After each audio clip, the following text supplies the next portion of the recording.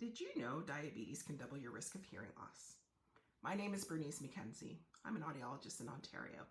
Today I'm going to talk about diabetes and how it can affect your hearing, warning signs to watch for, and how to protect your brain as you age. Stick around.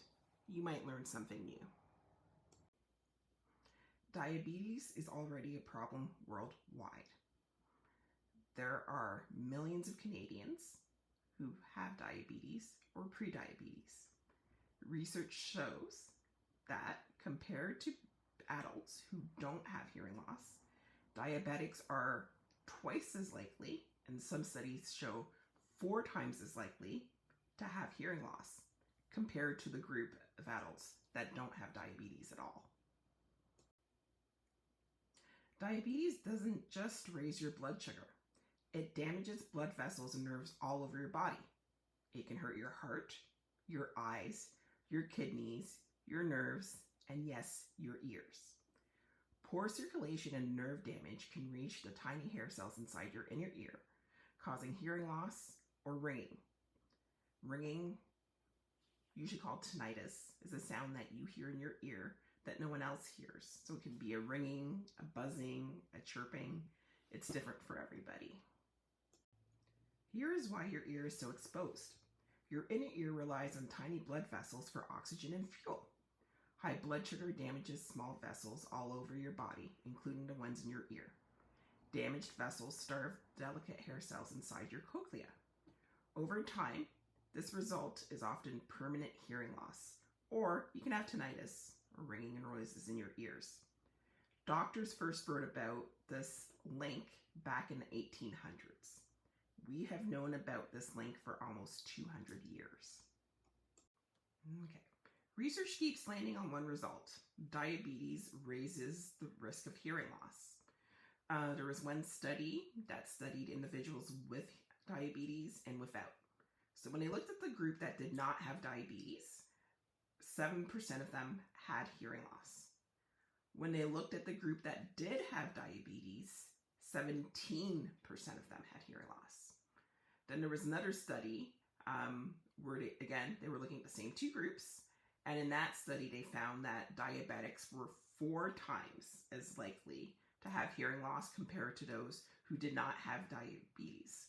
So having higher long-term blood sugar levels causes that hearing loss. And when you have hearing loss, it's not just hearing loss. You may also have tinnitus or ringing or those noises in your ears that I talked about earlier. Okay, so what are signs that your hearing might be changing? So for most people, hearing loss creeps in slowly. Most people adjust. They barely notice how much sound they're missing. What we usually hear in clinic is, I can't hear in a noisy room. I can hear someone, but I can't understand what they're saying. They're turning up the TV. They're turning up the volume on their phone, or even using their phone on speakerphone so that they can hear the person on the other side. They're asking people to repeat things. They're complaining that people are mumbling. Most people are not mumbling, but that's a complaint that we hear a lot. They have tinnitus. So as I said before, tinnitus, ringing, buzzing, humming in your ears. You hear it, but no one else hears it. They avoid going out, so they won't go to restaurants anymore, to parties. They don't want to be in groups. And after having conversations with people, they're just tired. Okay, let's talk about tinnitus and how your diabetes can affect your tinnitus. So we know that 50 million adults in the US that have tinnitus, and Stats Canada says 43% of Canadians have complained of having tinnitus at some point in their life. Diabetes can trigger tinnitus by straining the blood vessels that are feeding blood to your ear, by damaging nerves carrying the sound signals, and by raising oxidative stress, which harms the delicate tissues in your ear. Let's clear up a big misconception about hearing loss. Most hearing loss does not need surgery. 95% of hearing losses are nerve damage or sensorineural hearing loss. And that gets managed with hearing technology. It does not get managed with operations. Less than 5% of hearing losses are conductive and need surgery. And those could be, hearing losses that are caused by earwax. And you don't need surgery for earwax. We go in and we take it out. Ear infections, fluid, damage to the eardrum. But as I said, it's less than 5% you would ever need to see a surgeon to address the concern of that hearing loss. So less than 5%, you need a surgeon. So how do we actually treat hearing loss? For a small percentage, less than 5%, there's surgery. If you have a hole in your eardrum, they can patch it up. If your little tiny bones are broken, there's artificial bones, titanium bones, that they can do surgery and repair that. If your hearing loss is really, really, really severe, there's cochlear implants. But for the majority of people, so 95% of people with hearing loss, the treatment is hearing aids. Modern hearing aids are not like what your parents had or your grandparents had. They're very, very small. They're programmable. Some of them are fitness trackers. They connect to your cell phone. They're Bluetooth. So many amazing features in them right now. And they bring the sound back to your brain. They're making things louder for you so that you hear things the way that you're supposed to hear things. So what happens when you don't treat your hearing loss? Untreated hearing loss can trigger social isolation. As people pull back from family and friends, they stop going out, they stop, doing the things that they used to do. Imaging studies have shown that not treating hearing loss is linked to brain shrinkage in memory and language areas of the brain. Straining to hear all day overloads your brain. The best example someone gave me was, it's like driving 60 miles per hour in second gear. Like, you're doing that to your brain. Research has linked untreated hearing loss to a higher risk of dementia. Doesn't mean that if you don't treat your hearing loss, you're going to get dementia. And it doesn't mean if you do treat your hearing loss, you're not going to get dementia. But there are links there, and we know it's there. And we know that treating hearing loss is the -- modifiable risk factor. Okay, it's the #1 thing that you can do to modify your risks of potentially getting dementia. It raises your risks of falls in older adults. Most people don't realize that your organ of balance is in your ear, and it's the exact same organ that we use for hearing. And it's connected to higher rates of low mood and anxiety. Hearing loss ranks as the top modifiable risk factor for dementia. Johns Hopkins research links hearing loss to a higher percent of dementia risk. The Lansing Commission reports from 2020 and 2024 call treating hearing loss the single biggest step you can take to prevent dementia. With social isolation, folks pull away from talk and activity, and each raises dementia risks on its own. Then we've got brain shrinkage. Scans show hearing loss speeds up shrinkage in memory and language regions of the brain. Finally, there's cognitive overload. Straining to hear all day drains mental energy away from memory and focus year after year. So the longer you go with that hearing loss, the worse it is. Now for the good news.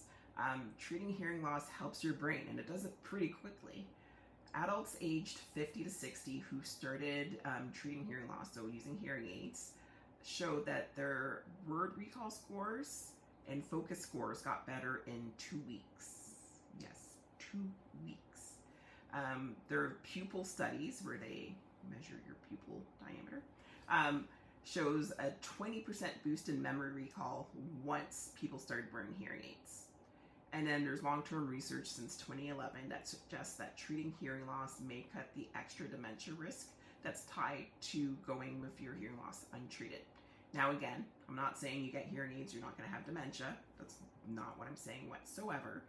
But we do know that, treating that hearing loss is the #1 modifiable risk factor that we have. Now, 45% stuff that we can change. 55% is genetic, and unfortunately, we can't change your genes.